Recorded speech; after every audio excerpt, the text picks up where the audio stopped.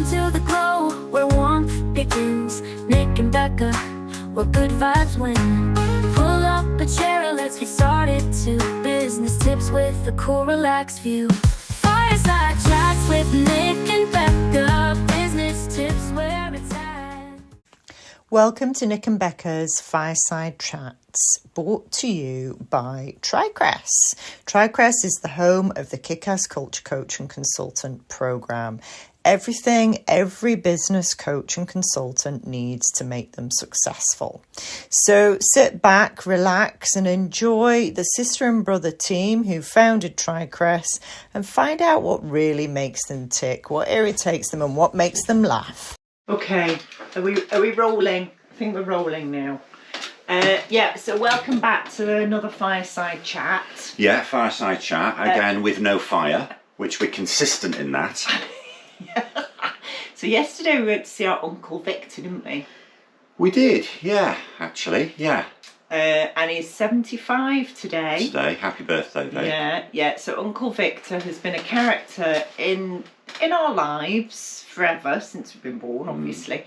And he is an incredibly talented artist, or was an incredibly talented artist, but he took a little bit too much LSD when he was at art school, and it sent him over the edge, and then he had schizophrenia and manic depression, and then when they redefined everything, it then turned out it was bipolar, but it was just the same thing but redefined, and multiple. No, he didn't have multiple personality. No, he didn't. No.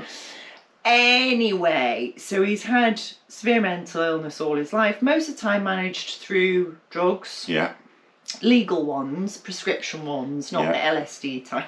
We went to see him yesterday, and I'd always heard this story that he took LSD at art school and that's what caused the mental illness. Yeah. And I thought, you know what, I'm going to ask him. So I asked him outright, and he told us, what did he say, Nick? He said I did a little bit. And we said, what was that? And he said, well, sort of every other weekend. Okay, that would mess your brain up, Nick. That would definitely. He's in a care home. He is. He's never really been able to look after himself, has he? Every time he's lived in a flat, it's just been appalling, disgusting. Yeah, or he's burnt it down. Yeah, he set fire to a couple because he didn't want to live there anymore and he wanted to be rehoused. Yeah. Anyway, one of the things that came up yesterday was his funeral. Yeah. Because as you can tell, we're a family that talk about everything. Yeah.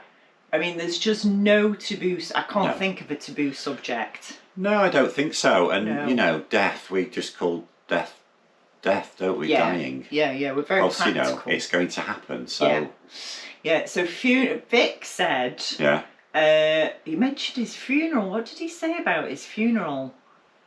I can't remember how it came up. It doesn't... Well, you said you don't want a Jewish funeral, do you? Oh, that's right, because for years, because our family... on our mum's side are Jewish. Yeah.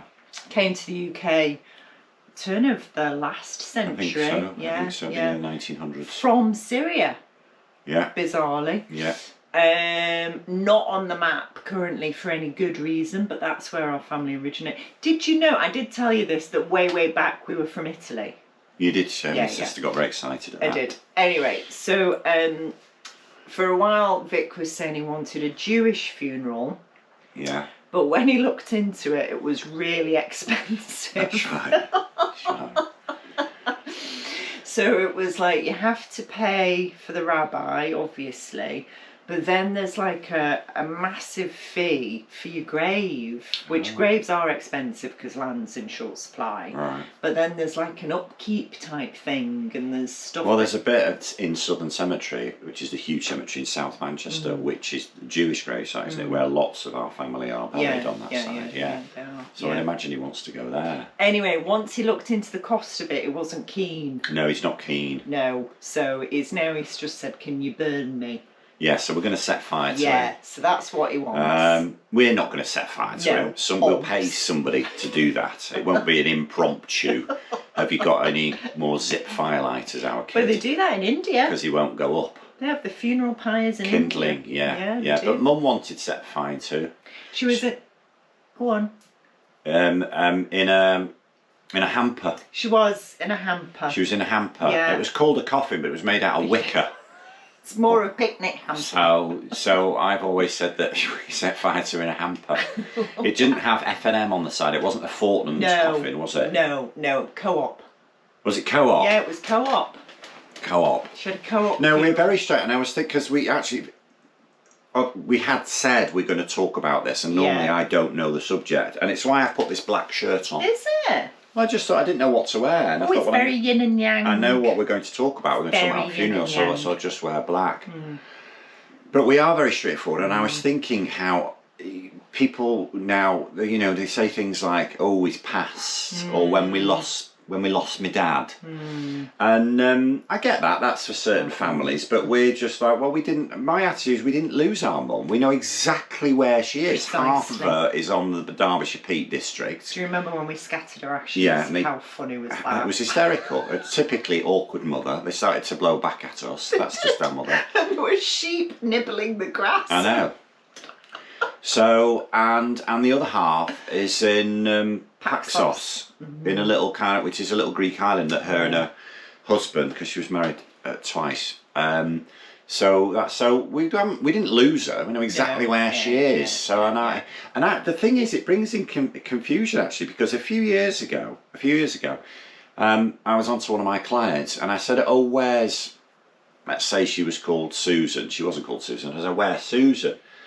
And my contact Helen said, "Oh, we lost Susan."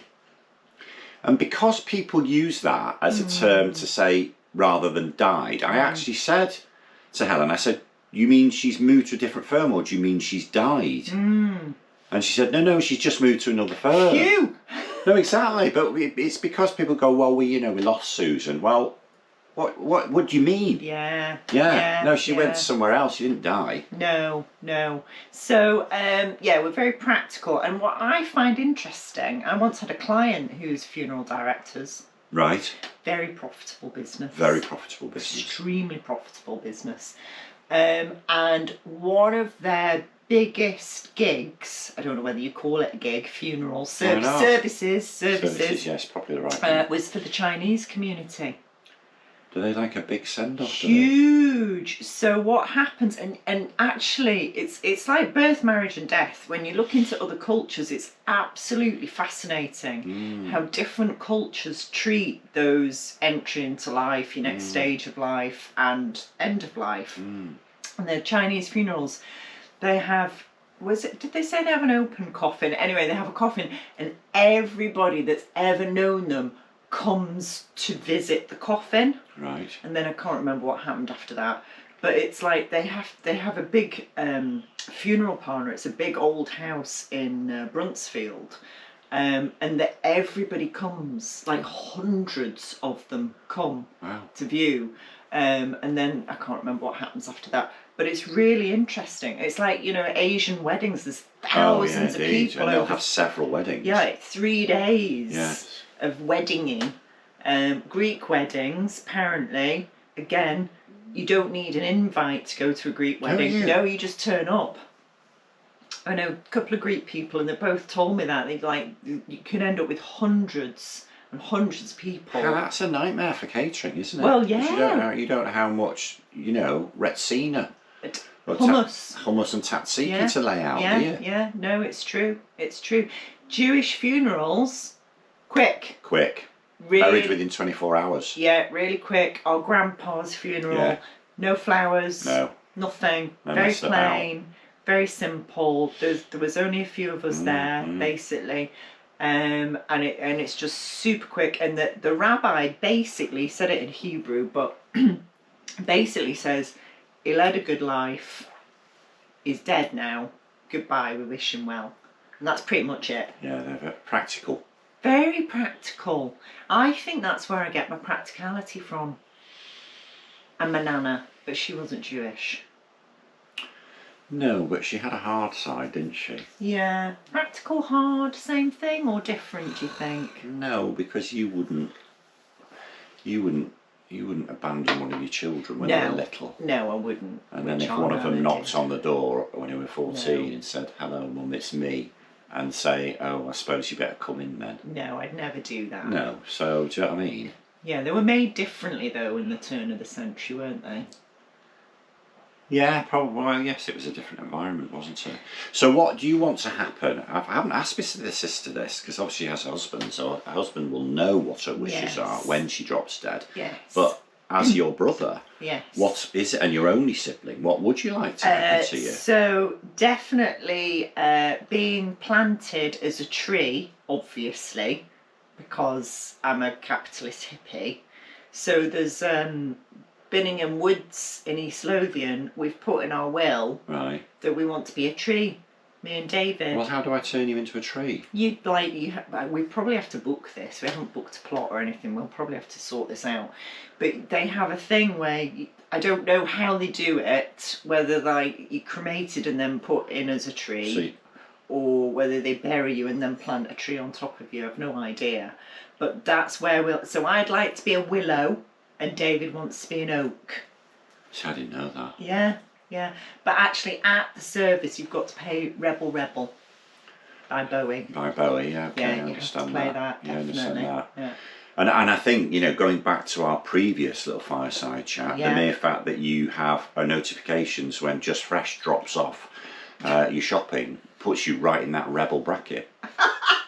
And you belong to a book club with a load of middle and upper class women in Edinburgh. I think that puts you in the rebellious bracket as well. So, good on you. Go me. Right. How about you? In an ideal world, I'd like to be buried at sea. Ooh, okay. And that's been something for a long time. Right. But it's quite, Sally has looked into it, but it's quite expensive because you've got to, it's like, well, we've got to take a boat and you've got to go out a certain distance. Or I could just go on a cruise and surreptitiously just... So then I decided I'd like to be tipped. I don't know, in the centre of London, so I can just blow around London as dust, because I love London. Yeah, I love it.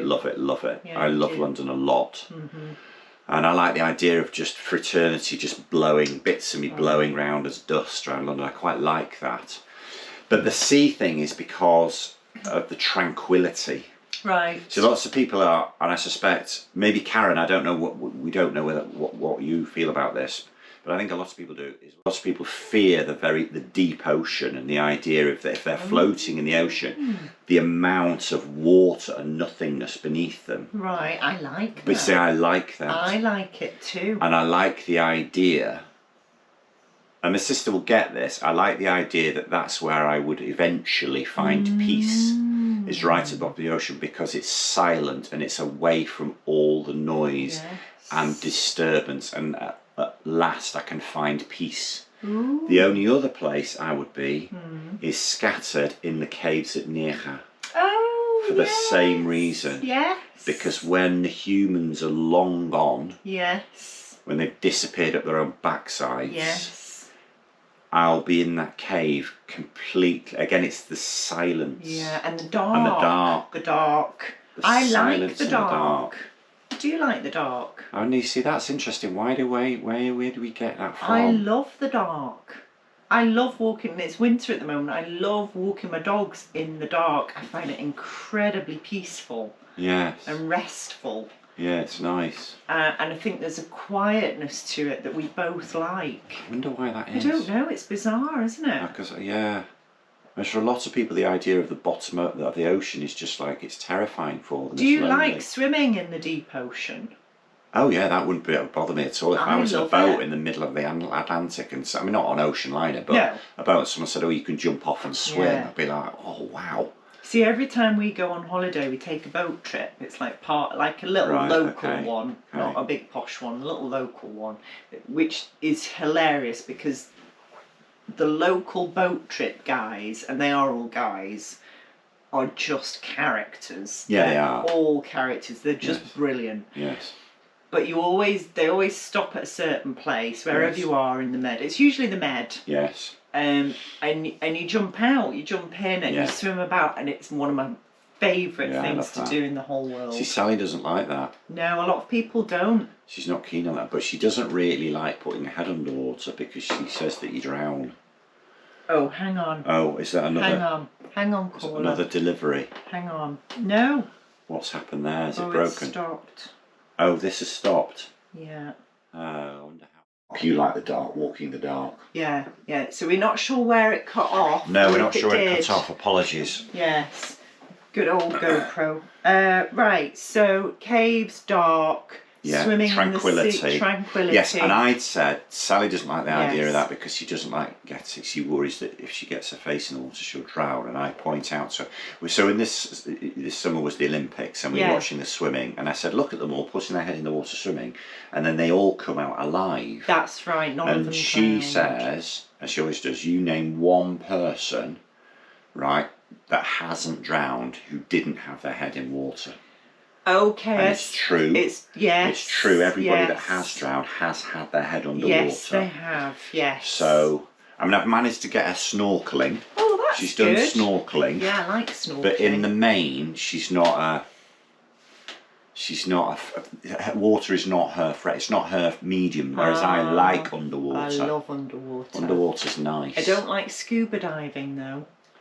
I've never tried scuba diving. I would do. Is it the idea of just taking a breath underwater and being able to breathe? It's two things. One, you can't talk Why is that a bad thing? because you're underwater and you can see amazing things, but you can't chat. And the other thing is that when you go down, the pressure really, really hurts my ears. You've had ear problems. And then you realise how much is above you. Mm. And I felt claustrophobic. Oh. So I'm fine snorkeling, I'm fine free diving, swimming under, but going further down. So is it the idea of the weight of the water? Yes. Yeah, because water is heavy. Yeah. And I really feel it. Really feel it. Ooh. And then kind of that feeling was, if I want to go up, Yeah. I have to go slowly. I can't just bob up. Well, it depends how deep you are. I know. You can go up Yeah, I didn't quickly like if you. it. I know. Yeah. I've never even tried it. I have I to tried say. it in Ibiza once. The bees are. Yeah. We're going to the Thoo. Yeah. So anyway, what did you? So at sea. Now, if Sally's looked into it officially, Yeah. what I'm going to say to Sally is just book a cruise. Just book a cruise. Yeah. Pack your ashes. Yeah, throw me over And just scatter them surreptitiously. Yeah. I mean, at the end of the day, and this is what I come down to, is that I'll be dead, so I won't know what you do. I know. So it really is, on one level, I'm like, well, whatever you want to do, I don't care, I'll be dead. I'm not interested. And then what do you think happens to you? Nothing, and I've always believed that. Yeah. Absolutely nothing. Yeah.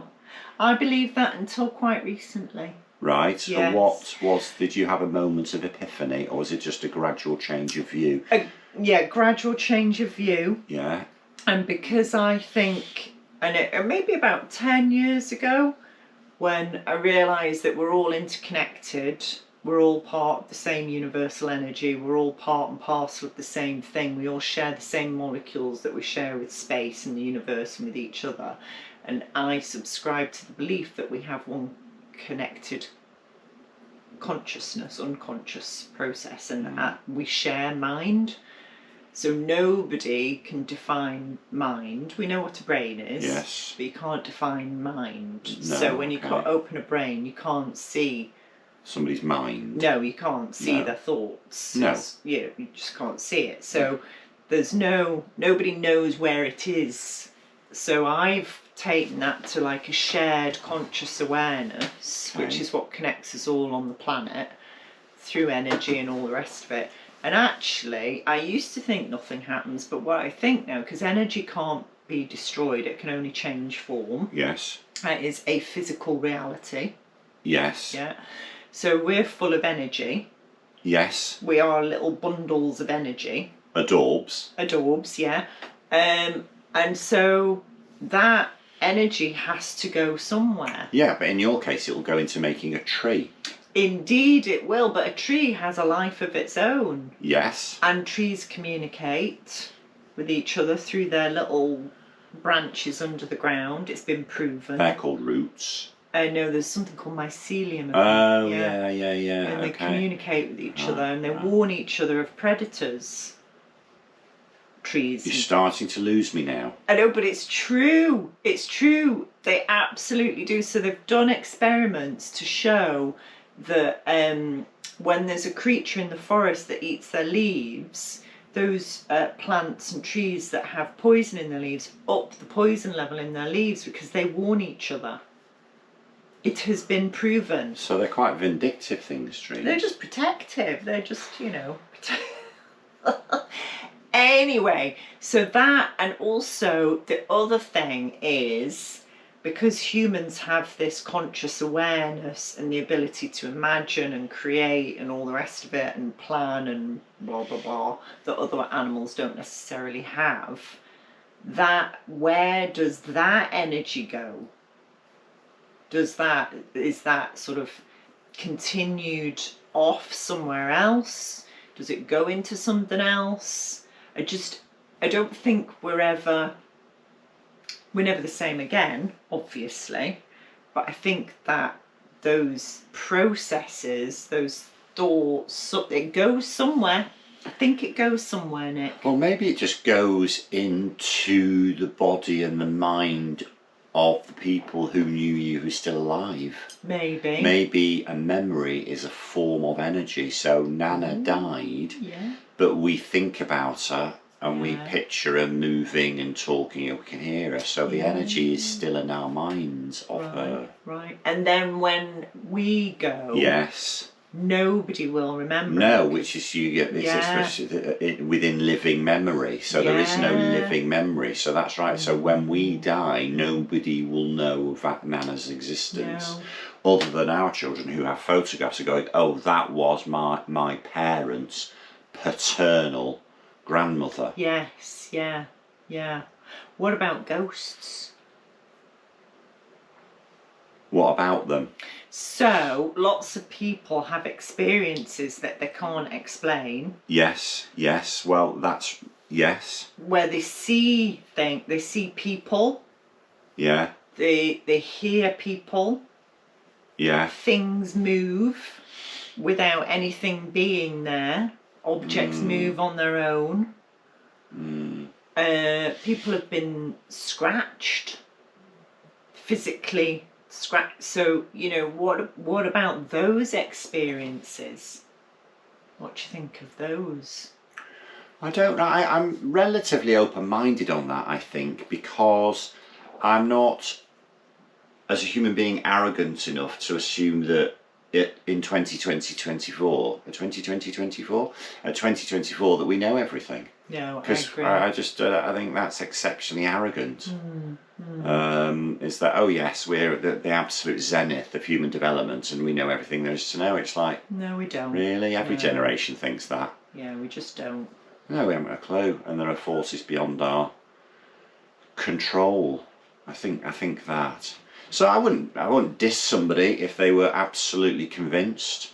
A very good friend of ours, had a religious conversion. Oh, right.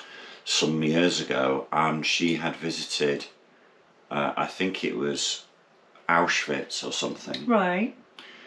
And which she found, like most people do, very, very upsetting. Yeah. But in a moment, she was relatively young. In a moment, I mean, when she describes it, and she's a highly intelligent person. Do you know what I mean? She's not a fantasist. She's absolutely in no doubt about it at all. She'll look you straight in the eye and say, is that and this is how she describes it. She said, I heard God speak to me and say, it's all right. I've got them all and they're safe. Oh my God. That's so lovely. About the people who were exterminated. Oh, that's lovely. Wow. She said it was amazing. She said, don't worry, I've got them all and they're safe. Oh, that's beautiful. Yeah. And that was a big thing for her. And she's now a lay preacher because... Wow, really? That was her big, it's just like, whoa. And then there was another time a few months later where there was something, which I can't recall what it was, but yeah, that was like, for her, wow. Wow. Yeah. See, I've heard I've heard things like that. I haven't attributed it to a god, and I'm using God with a lowercase yeah, g. just whatever entity or deity or to whatever. cover everything. And I have heard that a few times in my life. One was when Harry was in his coma, and it was our mum going, "I've got him." Really? Yeah. You never said that. No, I know, but she did. And the other one was when Saffron's mum was dying. Yes. I knew she was about to die, and I phoned Saffron. Did you? Yeah, I did. I said, "Are you with her?" And she wasn't. She was in Paris. I said, "You need to be with her." And then when her dad died, her mum spoke to me again and said, "It's okay, I've got him now, I'm looking after him now." Wow. And I told her, really very closely connected. Wow. So I've heard that, like, very powerful, and once or twice I've heard Nana as well. As though she was there. Yeah, absolutely. Really strong in my head, crystal clear, just a very clear instruction. Short, but very clear instruction. Gosh. So, that could be my unconscious, it could be so many different things. But it's something. But it's something, isn't it? From nowhere. Yeah, from nowhere at all. And these are random things when I'm doing something completely different. The one, Saffron was obviously in Paris. I had no idea she was in Paris. And I was like, "You need to be with your mum." Did she get there? No, she didn't, which is sad. But anyway, but yeah, so I think if you're open to it, and for me, one of the things about walking in the dark and walking in nature is because you've quietened everything else, there are fewer distractions. I think it makes you more open to that kind of thing, which is fascinating, because our ancestors would have just been sat outside looking at the sky with no distractions, nothing. No distractions, yes. And they would have connected in a different way to us. I think the closest I get to that is, so I'm going on a train tomorrow, a 2-hour train journey, and for the majority of that train journey I will just look out the window. Yeah. Most people watch things or listen to things, but I don't. I'll just look out the window. Or if I'm in an airport, and I'm in a lot of airports, I don't watch anything. I very rarely read. I just sit and watch. It's interesting. Yeah, most people are constantly just putting things into their minds, aren't they? So it's getting still. Yes, it's getting still and just emptying your brain. Yeah. We've kind of gone off funerals a little bit, haven't we? I know, I think we have, but I also think there's a peacefulness. A lot of old people describe how they're ready. Yes, that's true. They're very ready. Yes, ready, that's right. Like that, I've done my time, I'm ready now. Yeah, thank you. Thanks. Done all I need to do. Yeah.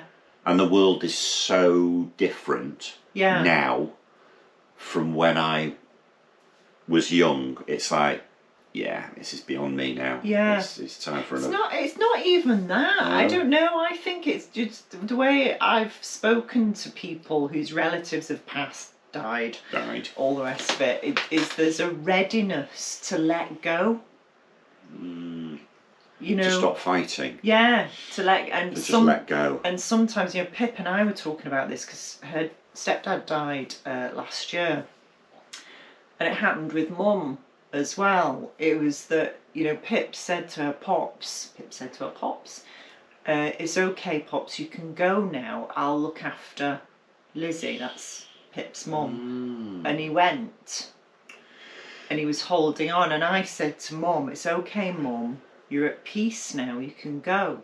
And she went. You've just reminded me that I read a book a few years ago written by a palliative care nurse. Right. So virtually 35 years of her nursing career has been dealing with people at death. And each chapter is about the death of somebody. Okay. And she's seen children die. Right. And very old people die. People die after accidents. And the whole theme of the book is don't be scared of it, because I can tell you now. Yeah. I can tell you now that people even, and it's awful to think, and we nearly, obviously Harry nearly died, is that they're quite, kids actually can be quite cheerful and very just stoic about the whole thing. Yeah. But that's reminding me that she said she was nursing a woman who had fought in the French resistance. Wow. Wow. This lady. Brave woman. Yeah, brave woman. She'd fought in the French resistance, for which she got a medal. And, she'd carried on, life was just fighting. You got to keep going. And she just didn't want to, she felt by dying, because the palliative care nurse was talking to her, she said, I can't go. She said, I've got to keep fighting, And I can't remember the exact story, but she said, no, you're all right. You're okay now. You've done what you needed to do, and you can go. Don't worry about it. And she went like that. Yeah. She just needed it. No, it's all right. You've done a good thing. Yeah. You stop fighting now. Yeah. There's a lot of reports about that. It's okay. You're good. We've got everything here. Yes, everything's sorted. You can let go now. Yeah, it's weird, isn't it? Yes. Did you know, just on the thought of just getting old and ageing and things, that Elton John has announced that he can't see anymore? Oh, bless him. Yeah, he did a concert last night and he told the audience, I can't see anymore. And his husband, Yeah. David Furnish, came on to guide him off the stage. Oh, bless him. I know. Oh, the wee scone. We Oh, the wee scone. can't describe. Will you translate what wee scone What means poppet? What a poppet. But that's a Scottish phrase. If some like a wee scone, it's just bless him. Wee kind of adorable, soul. wee soul. Oh. Yeah. Oh. But will he carry on performing? Well, I mean, you know where the keys Yeah, are. I know, You yeah. need to be able to see it, do He you? can literally do it with his eyes Yeah, closed. literally, that's right. And he is Indeed, doing. indeed. Yeah, cool. Well, I think that's a nice, hopeful thing. Going blind? No. Yeah. Fantastic. Well, you get a dog, don't you? Do you know what I mean? And I was going to say free parking, but you don't get free You parking. can't drive. No, but unless the dog can do it. No, but his husband, your carer, can do it. That's your carer true. will get That's a true. disabled I don't badge. think he's going to. I think he's got enough cash in the bank Yeah. to be well provided I think for. he'll be fine. Yeah, he could buy like a whole kennels of dogs and he'll be fine. Yeah. He will. I want all this in Braille. Yeah. No problem. Yeah. Sir Elton. It's done, mate. It's done, mate. We've already done it for you yesterday, in fact. Yeah, that's right. All right, goodbye, everybody. Yeah, goodbye. Yeah, bye. We hope you enjoyed Nick and Becca's Fireside Chats just as much as we enjoyed recording it. Remember to like, subscribe, ring the bell, whatever it is you need to do. And head over now to tricrest.com, TRICRES.com. There's a ton of resources there for business coaches and consultants. Some are free, some you have to pay for. We really look forward to welcoming you to the TriCrest family.